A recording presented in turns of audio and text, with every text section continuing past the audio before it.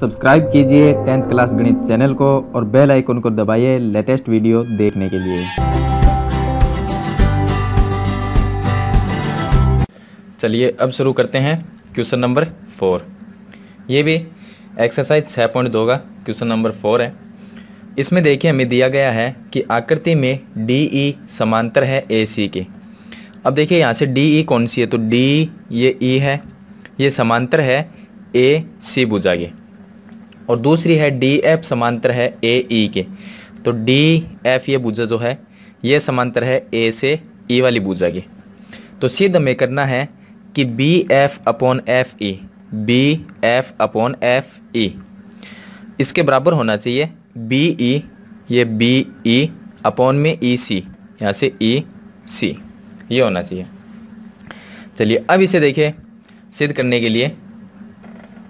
अब देखिए इसके अंदर मैंने इसको, ये चित्र है जो हमें दिया गया है यहाँ पर, इसको मैंने अलग अलग बना दिया, मतलब कि इसमें जो त्रिभुज जिस प्रकार में बताए गए उनको मैंने अलग अलग निकाल लिया। अब इसमें एक तो त्रिभुज इस तरह से बन रहा है और एक इस तरह से है, इसमें दो त्रिभुज बन रहे हैं। ये मैंने इसलिए बनाया ताकि आकृति समझने में हमें कोई प्रॉब्लम ना हो। अब देखिए इसके अंदर लिखा है कि DE ये समांतर है AC के। अब देखिए यहाँ पर है DE और ये AC, तो यहाँ पर मैंने ये चित्र को दोबारा बना दिया है कि DE AC के समांतर है। तो एक त्रिभुज तो इस प्रकार का है और दूसरा इसमें है DF है वो समांतर AE। तो इसमें देखिए ये DF है, ये किसके समांतर है, AE के समांतर है। तो हमें सिद्ध क्या करना है कि BF/FE, यहाँ से है BF/FE और उसके बराबर होना चाहिए BE/EC, मतलब BE/EC ये होना चाहिए। तो चलिए हम इसको सरल करते हैं। तो सबसे पहले देखिए हमें दिया क्या गया है, फर्स्ट पहला ये दिया गया यहाँ से लेके यहाँ तक। तो यहाँ पर लिखेंगे हम कि दिया है, जो चीज़ हमें दी गई है वो पहले लिख देंगे। तो यहाँ पर दिया गया पहले DE समांतर है AC, ये दिया गया है। तो चलिए यहाँ से शुरू करते हैं। अब देखिए DE समांतर AC, तो DE यहाँ पर है, इस चित्र में तो है नहीं DE, ये DF है, इसमें है DE ये समांतर है AC के। तो मैंने आपको पहले भी 6.2 के अंदर ये मैंने बताया भी था कि अगर किसी भी त्रिभुज में एक भुजा किसी तीसरी के समांतर हो तो हम उसे BBT प्रमेय द्वारा लिख सकते हैं, मतलब कि आधारभूत समानुपातिक प्रमेय के द्वारा। तो यहाँ पर देखिए DE AC के समांतर है, तो इसको हम क्या लिख सकते हैं, DE AC के अगर समांतर हो तो BE अपॉन में आ जाएगा EC। तो यहाँ पर लिख सकते हैं हम, इसलिए BE अपॉन में आ जाएगा EC और इसके बराबर में हम लिख सकते हैं BD, ये लिख सकते हैं यहाँ से। तो यहाँ से लिख सकते हैं BD अपॉन में DA ये लिख सकते हैं। अब ये कैसे लिखा हमने, तो इसकी हमें इसका कारण देना पड़ेगा। तो इसको समीकरण 1 मान लेंगे और इसका कारण लिखेंगे कि आधारभूत समानुपातिक प्रमेय से। तो उसको हम इस तरह से शॉर्ट में लिख देंगे BPT द्वारा। तो BPT द्वारा हम ये लिख सकते हैं। चलिए, तथा दूसरी चीज़ हमें दी गई कि DF समांतर AE, तो ये लिखेंगे DF समांतर में AE ये दिया गया। अब देखिए DF समांतर AE ये कौन से त्रिभुज में, इस त्रिभुज में। तो ये मैंने इसमें से निकाला ये त्रिभुज भी। तो DF ये है, यहाँ से है देखिए DF, मतलब कि ये यहाँ से ये रेखा और AE ये भुजा, ये क्या एक दूसरे के समांतर है। तो इसको भी अगर दो भुजा त्रिभुज में अगर समांतर होती है तो उसको भी हम लिख सकते हैं BF/FE, क्योंकि यहाँ से देखिए त्रिभुज की ये भुजा, ये भुजा और यहाँ से ये भुजा, ये क्या है, यहाँ से समद्विभाजित हो रही है, मतलब कि कट रही है। तो इसको हम अपॉन में लिख सकते हैं। तो BF लिख सकते हैं यहाँ पर इसलिए BF अपॉन में लिख सकते हैं FE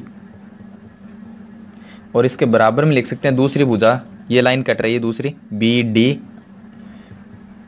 और अपॉन में लिख सकते हैं DA। इसको नाम देंगे समीकरण 2 और इसको भी लिखेंगे BPT द्वारा, आधारभूत समानुपातिक प्रमेय से। इसको भी हमने लिख दिया।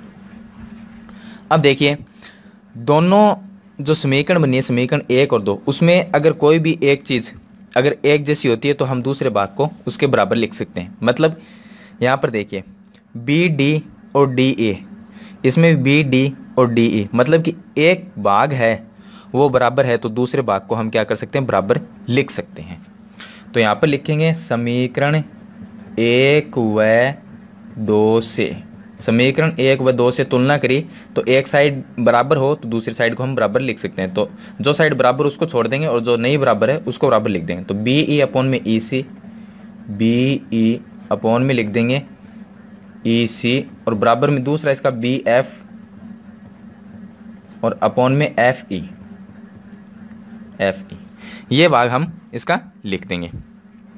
अब देखिए हमें सिद्ध करना था कि BF अपॉन में FE बराबर BE अपॉन में EC। तो ये हमारा भी इस तरह से आया, लेकिन इसको थोड़ा सा चेंज कर उल्टा लिख देंगे, या ये भाग पहले लिख देंगे, इस भाग को बाद में लिख देंगे। तो यहाँ पर पहले लिख देंगे BF अपॉन में FE और बराबर में यहाँ पर BE अपॉन में EC, ये लिख देंगे यहाँ पर। तो यही हमें यहाँ पर सिद्ध करना था, तो हमारा ये भाग है वो सिद्ध हो गया, तो ये इसका आंसर हो जाएगा। तो ये था क्वेश्चन नंबर 4 जो मैंने आपको सॉल्व करके बता दिए हैं। चलिए इसके बाद में शुरू करते हैं इसका क्वेश्चन नंबर 5। चलिए अब शुरू करते हैं इसका क्वेश्चन नंबर 5। क्वेश्चन नंबर 5 में देखिए आकृति दी गई है, ये एक आकृति दी गई है हमें में DE समांतर है OQ के। तो इसमें देखिए DE, ये DE समांतर किसके है, OQ भुजा के, और दूसरी है DF, ये यहाँ से लेके यहाँ तक DF है, वो समांतर है OR के, यहाँ से ये OR के समांतर है। तो हमें दर्शाइए कि EF समांतर QR, ये यहाँ से है EF, ये समांतर है QR के, ये हमें सिद्ध करना है। तो इसके लिए देखिए मैंने यहाँ पर इस चित्र को थोड़ा अलग अलग करके बनाया है ताकि समझ हमारे जल्दी आ जाए। तो अच्छे समझने के लिए मैंने बना दिया ये। अब देखिए हमें यहाँ पर दिया गया है, फर्स्ट में ये दिया गया है, तो हम यहाँ से स्टार्ट करेंगे। तो यहाँ पर लिखना है आंसर में कि हमें दिया है यहाँ पर DE समांतर है OQ के, ये दिया है। तो DE समांतर OQ है तो हम लिख सकते हैं, देखिए यहाँ पर DE समांतर है OQ। चलिए इसमें देख लेते हैं, मैंने सब 3 त्रिभुज है इसके अंदर, तो अलग अलग कर दी मैंने सबको। तो यहाँ से देखिए DE और OQ अगर दोनों भुजा समांतर है किसी त्रिभुज में, तो हम उनकी दो भुजाएं रह जाती है उनको क्या लिख सकते हैं, अपॉन में लिख सकते हैं, वो ये BPT द्वारा लिख सकते हैं, आधारभूत समानुपातिक प्रमेय से। तो चलिए अगर ये समांतर होगी तो हम यहाँ से PE, ये PE और इसके अपॉन में लिख सकते हैं हम यहाँ से ये लिख सकते हैं EQ, तो यहाँ पर लिख देंगे EQ। चलिए इसके बराबर में कौन सी दूसरी भुजा लिखेंगे, इस भुजा के अपॉन में ये भुजा लिखनी है।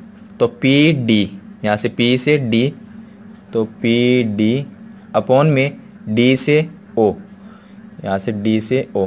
ये हम किससे लिख सकते हैं, अगर किसी त्रिभुज, मान लीजिए एक बार और बता देता हूँ मैं आपको कि ये हमारे पास में एक त्रिभुज है, इसमें इस प्रकार की रेखा है, तो ये जो लाइन होती है और ये त्रिभुज की इस भुजा के अगर समांतर हो तो बची हुई दोनों भुजाएं, एक तो ये और एक ये, इनको हम अपॉन में लिख सकते हैं। यहाँ पर A B, या इसको नंबरिंग दे दूँ मैं, चलो 1 2 3, और ये 1 आ गया, इसको दे देते हैं 4, इसको देते हैं 5। तो हम लिख सकते हैं 1/2 2/3।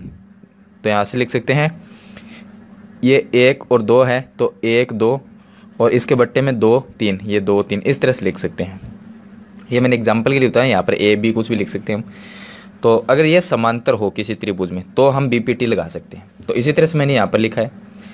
चलिए उसके बाद में इसको नाम देंगे समीकरण 1, और किसके द्वारा लिखा हमने, BPT द्वारा, आधारभूत समानुपातिक प्रमेय से, ये कारण देना है इसका।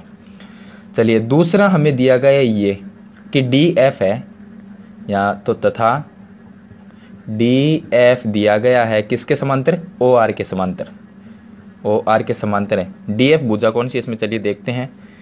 यहाँ से है डी एफ, तो इसमें चला गया, ये डी एफ है, ये समांतर है ओ से आर वाली भुजा के। अगर किसी त्रिभुज में दो भुजा समांतर हो तो बची हुई दोनों भुजाओं क्या लिख सकते हैं, अपॉन में लिख सकते हैं। तो इसको भी लिख सकते हैं, तो पी ई पी एफ ये लिख सकते हैं पी, इसलिए पी एफ अपॉन में एफ आर, और इसके बराबर में इसकी दूसरी भुजा पी डी, यहाँ से है पी डी अपॉन में डी ओ, ये हो गया डी ओ। इसको नाम देंगे समीकरण 2, और हमने ये भी बी पी टी द्वारा लिखा है, बी पी टी द्वारा।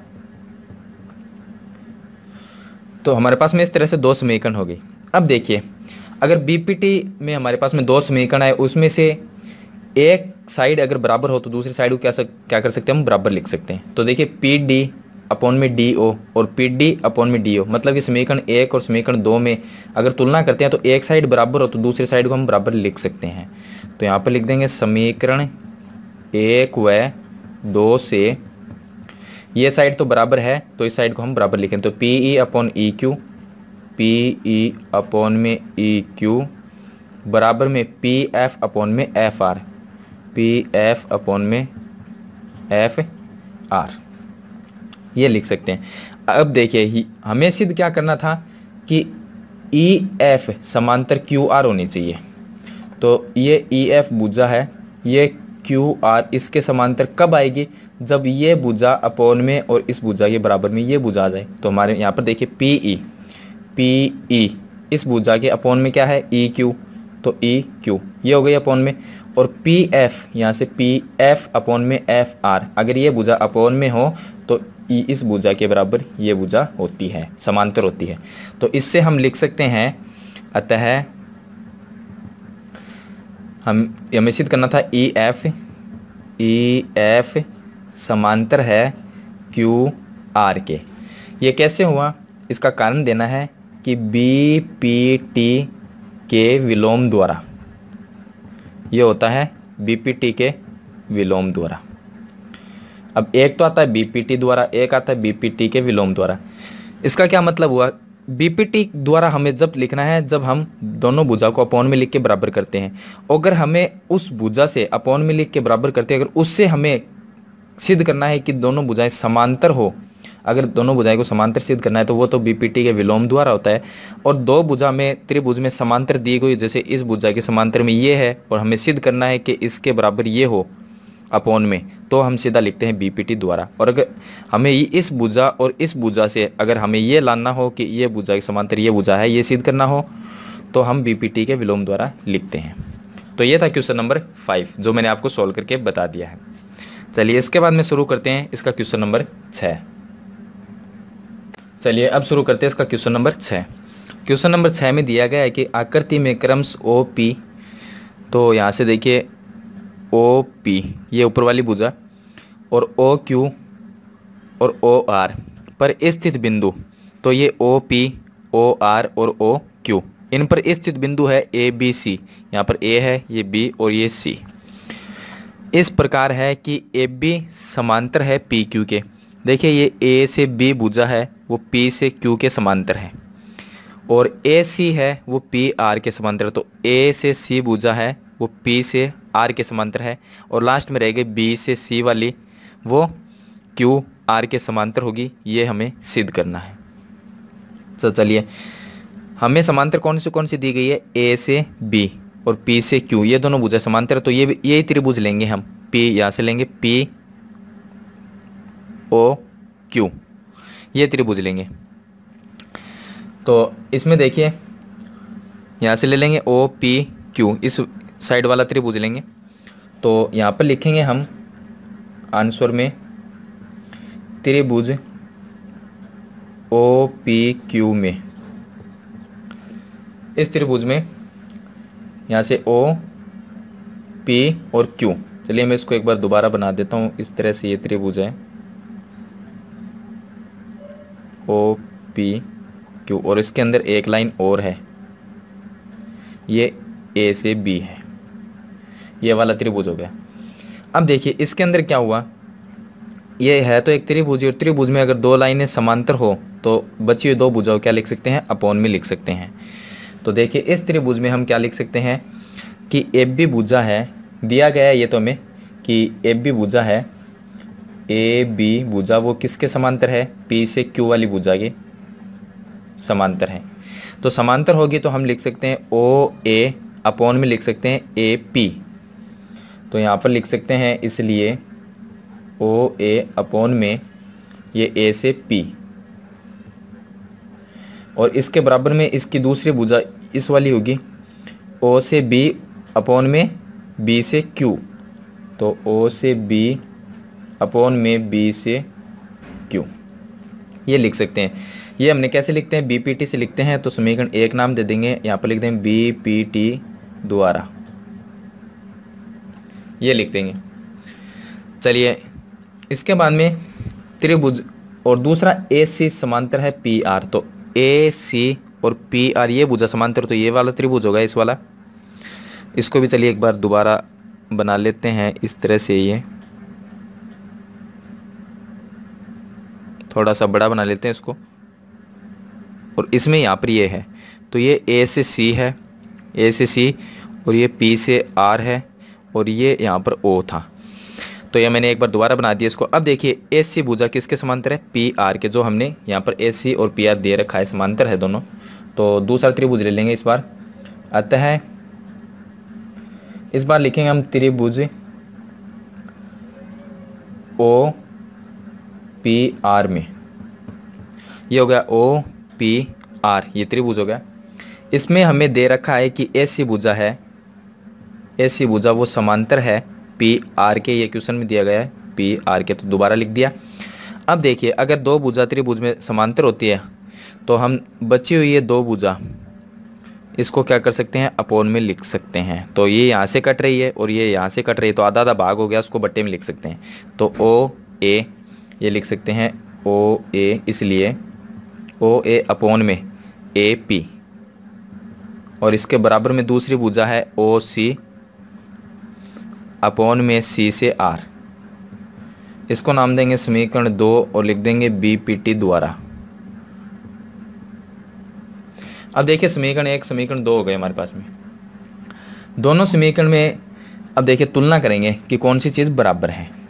तो देखिए यहाँ पर ओ ए और ए पी, यहाँ पर भी ओ ए और ए पी, एक साइड अगर बराबर होती है तो दूसरी साइड भी बराबर लिख सकते हैं। तो यहाँ पर लिख देंगे समीकरण 1 व समीकरण 2 से तुलना करने पर, तुलना करने पर, तो तुलना कर ली तो हमें क्या पाया कि एक साइड इसकी बराबर है तो दूसरी साइड को बराबर लिख सकते हैं। तो ये साइड बराबर है तो ये साइड को बराबर लिखेंगे ओ बी, अतः ओ बी अपॉन में बी क्यू, और इसके बराबर में दूसरी साइड ओ सी अपॉन में सी आर।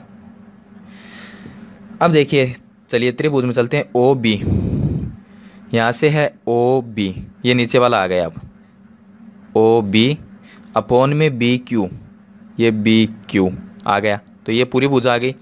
और ओ सी, यहाँ से ओ से सी और सी से आर, सी से आर। अगर ये दोनों भुजाएं अपॉन में लिख सकते हैं कब, जब बीच वाली भुजा क्या हो, त्रिभुज में समांतर हो, तभी बीपीटी लगा सकते हैं। तो अगर इस भुजा को अपॉन में लिख सकते हैं, मतलब कि अपॉन में आ गई, इसका मतलब है बी सी क्यू आर के समांतर है। यही हमें बी सी क्यू आर के समांतर है सिद्ध करना था। तो इससे हम लिख सकते हैं कि बी सी भुजा है, बी सी समांतर है क्यू आर के। और ये कैसे हुआ, अगर ये समांतर सिद्ध करना है तो इसको हम लिखते हैं बी पी टी के विलोम द्वारा।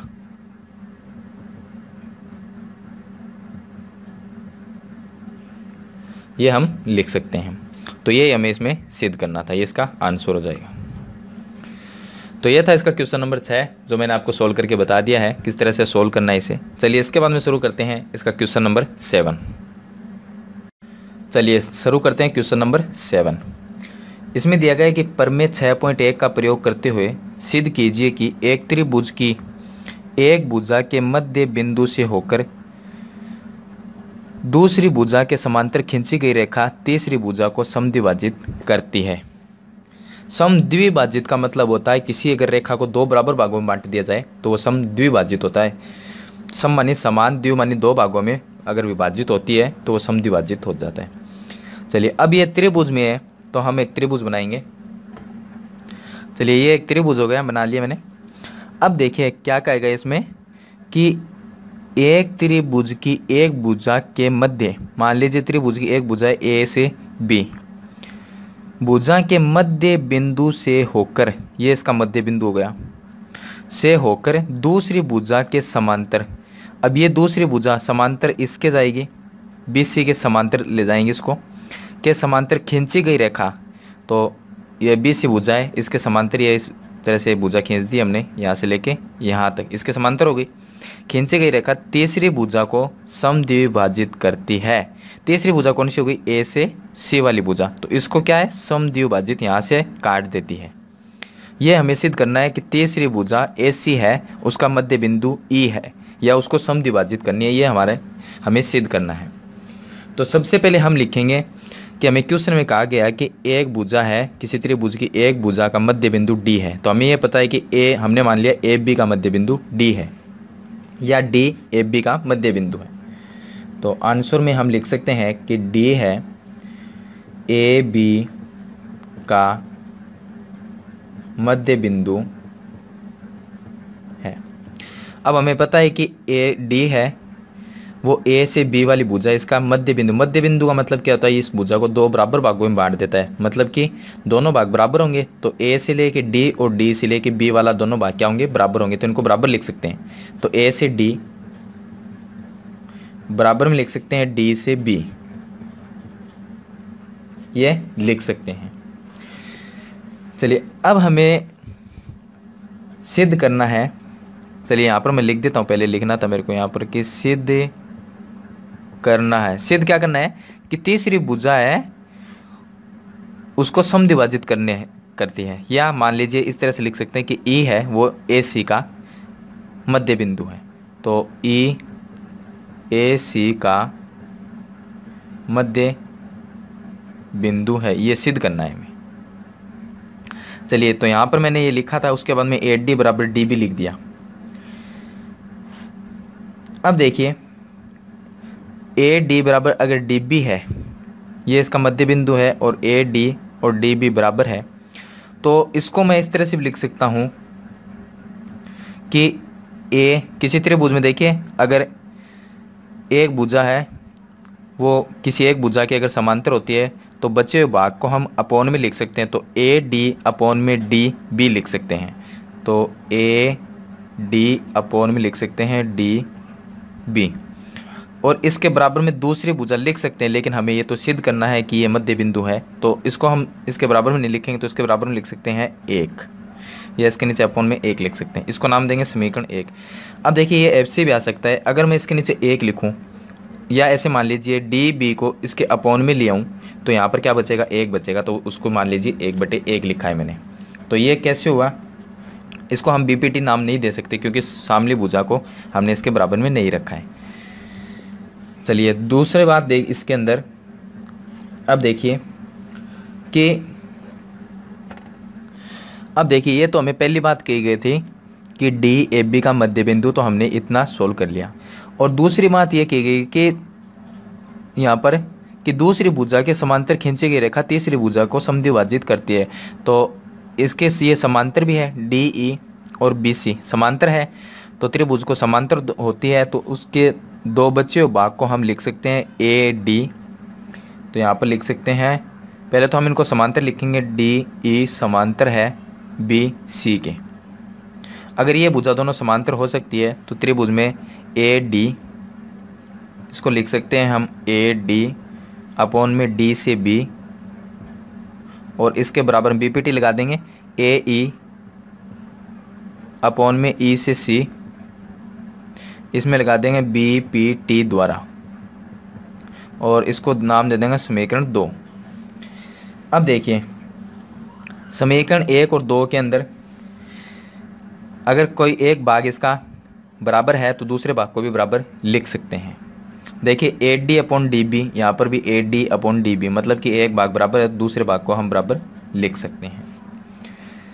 चलिए अब यहाँ पर एक भाग बराबर है तो दूसरा भाग बच गया 1/1 और ए सी अपॉन ई सी। तो यहाँ पर लिख देंगे समीकरण 1 व 2 से दूसरी साइड को बराबर लिखेंगे, दूसरी साइड है ए ई अपॉन में ई सी बराबर में इस भाग में 1/1 रह गया 1/1।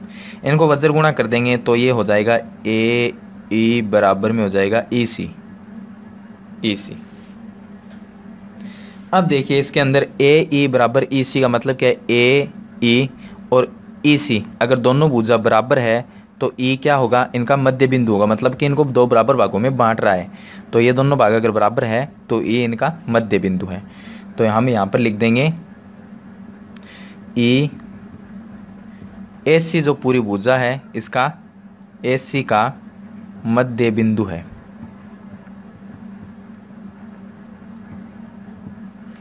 ये हम यहाँ पर लिख देंगे। तो ये हमें सिद्ध करना था, ये इसका आंसर हो जाएगा। तो ये था इसका क्वेश्चन नंबर 7। चलिए इसके बाद में सरल करते हैं इसका क्वेश्चन नंबर 8। चलिए अब शुरू करते हैं इसका क्वेश्चन नंबर 8। तो क्वेश्चन नंबर 8 में देखिए यहाँ पर दिया गया कि प्रमेय 6.2 का प्रयोग करते हुए सिद्ध कीजिए कि एक त्रिभुज की किन्हीं दो भुजाओं के मध्य बिंदुओं को मिलाने वाली रेखा तीसरी भुजा के समांतर होती है। चलिए हम यहाँ पर मान लेते हैं कि एक त्रिभुज बना लेते हैं यहाँ पर।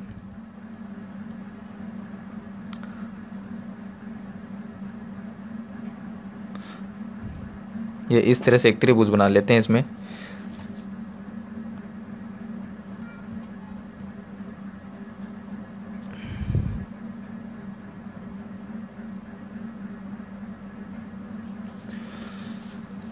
ये त्रिभुज हो गया। अब देखिए एक त्रिभुज की किन्हीं दो भुजाओं के मध्य बिंदु त्रिभुज ए बी सी है और इनकी ए बी और ए सी ये दो भुजा मान लेते हैं। इनके मध्य बिंदु इसका मध्य बिंदु ये मान लेते हैं और इसका मध्य बिंदु ये मान लेते हैं। बिंदु मिलाने वाली रेखा, इन दोनों को मिलाने वाली जो रेखा है,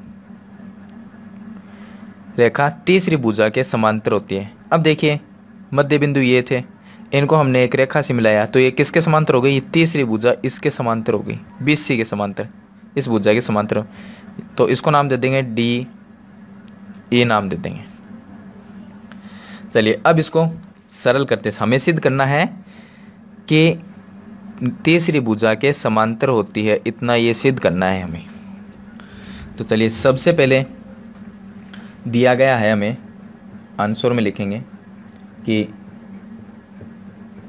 दिया है, हमें दे रखा है एक त्रिभुज ABC दे रखा है। तो त्रिभुज ABC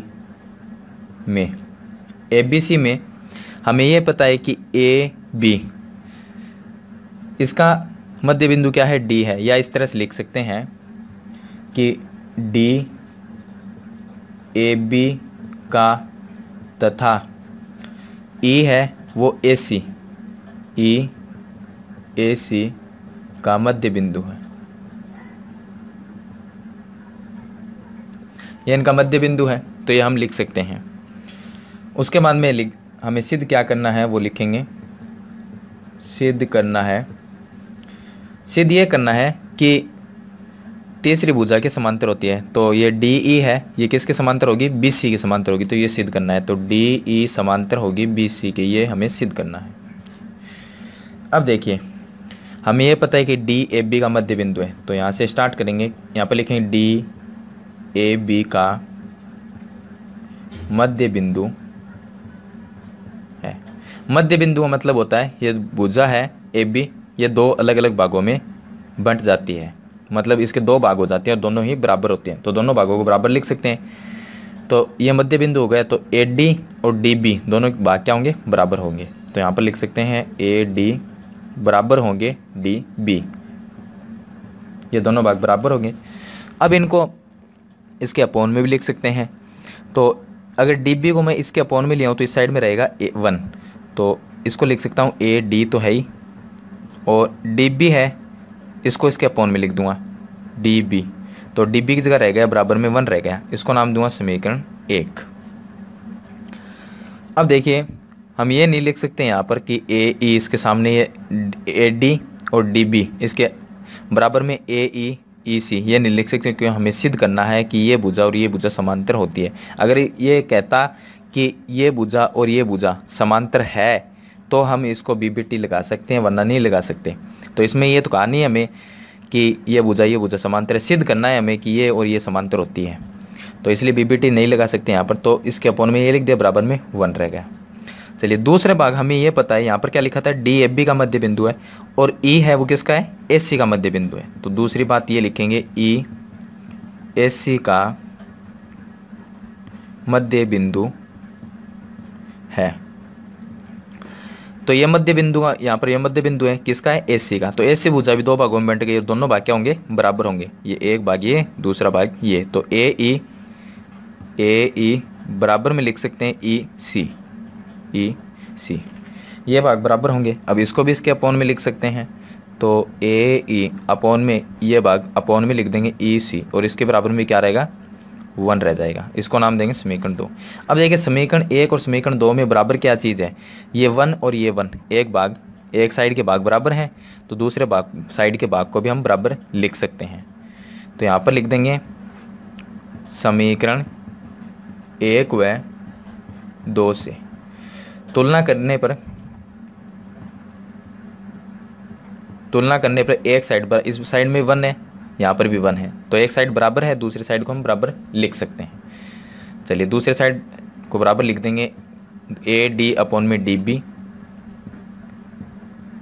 इसके बराबर में इसका भाग है ए ई अपोन में ई सी, ये भाग है, इसको हम बराबर लिख सकते हैं। अब देखिए ए डी और डी बी बराबर ए ई और ई सी कब आता है, ए डी डी बी, ये होगा ए डी डी बी बराबर में ए ई ई सी, मतलब कि इसके अपोन में ये और इसके अपोन में ये, इन दोनों को हम अपोन में लिख के बराबर कब लिख सकते हैं, जब हम बी बी टी लगाते हैं। और बी बी टी कब लगती है, जब ये भुजा और ये भुजा क्या होती है, समांतर होती है। तो हमारे पास में ये आ गया कि इस भुजा के अपोन में ये भुजा लिख सकते हैं। इसका मतलब क्या हुआ, ये भुजा और ये भुजा भी बराबर है। तो डी ई, तो यहाँ पर लिख देंगे डी ई समांतर है ये बी सी भुजा के, बी सी के। और ये कैसे हुआ, समांतर सिद्ध करनी होती है तो हम बी पी टी का विलोम लिखते हैं, बी पी टी के विलोम द्वारा, ये लिखना है, समांतर बी पी टी के विलोम के द्वारा सिद्ध होती है। तो ये हमें सिद्ध करना था। तो ये था इसका क्वेश्चन नंबर 8। तो मैंने आपको सोल्व करके बताए हैं क्वेश्चन नंबर 8 तक।